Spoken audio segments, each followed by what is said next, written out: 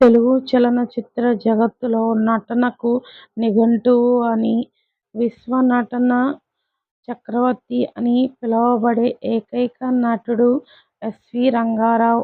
ఆయన పోషించిన పాత్రలు, ఆయన నటనా శైలి తెలుగు సినిమా చరిత్రలో ఒక స్వర్ణ అధ్యాయం. ఆయన 1918 జూలై 3న ఆంధ్రప్రదేశ్లో కృష్ణా జిల్లా నూజివీడులో జన్మించారు.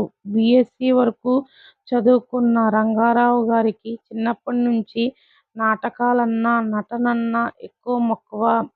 రైల్వేస్లో ఉద్యోగం వచ్చినా నటనపై ఉన్న ఇష్టంతో దాన్ని వదులుకున్నారు. ఎస్వీఆర్ కేవలం ఒక నటుడు కాదు, ఒక అభినయ పాఠశాల.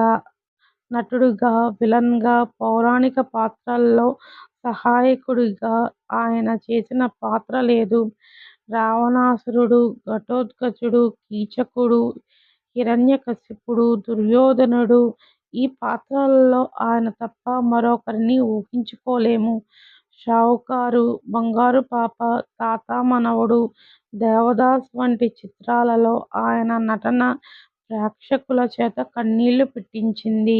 డైలాగ్ డెలివరీలో బేస్ వాయిస్, గంభీరమైన కంఠస్వరం ఆయనకు దేవుడు ఇచ్చిన వరం.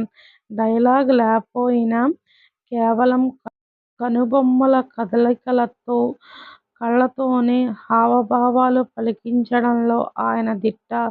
తెలుగు నటుడై ఖ్యాతిని ప్రపంచ స్థాయికి తీసుకెళ్లిన ఘనత ఆయనది. 1963లో వచ్చిన నర్తనశాల చిత్రంలో ఆయన పోషించిన కీచకుని పాత్రకు గాను ఇండోనేషియాలోని జకర్తాలో జరిగిన ఆఫ్రో ఆసియన్ ఫిలిం ఫెస్టివల్లో ఉత్తమ నటుడు అవార్డును అందుకున్నారు. అంతర్జాతీయ స్థాయిలో ఈ అవార్డు అందుకున్న మొదటి దక్షిణ భారత నటుడు ఈయనే. మాయాబజార్ ఇందులో ఆయన చేసిన ఘటోత్కచుడి పాత్ర, వివాహ భోజనంబు పాట ఇప్పటికీ ఆపాలగోపాలాన్ని అలరిస్తూ ఉంటుంది. నర్తనశాలలో కీచకుడిగా ఆయన అభినయం క్లాసిక్. భక్త ప్రహ్లాదుల్లో హిరణ్యకశిపుడిగా ఆయన రౌద్ర రసం. నభూతో నభవిష్యతి, బంగారుపాప ఒక క్రూరమైన మనిషి ఒక చిన్న పాప నిష్కల్మషమైన ప్రేమ వల్ల ఎలా మారాడనే పాత్రలో ఎస్వీఆర్ నటన అద్భుతం. ఆయన కేవలం నటుడుగానే కాకుండా చదరంగం, బాంధవ్యాలు అనే చిత్రాలకు దర్శకత్వం వహించారు. ఈ రెండు చిత్రాలకు ఉత్తమ చిత్రాలుగా నంది అవార్డులు రావటం విశేషం.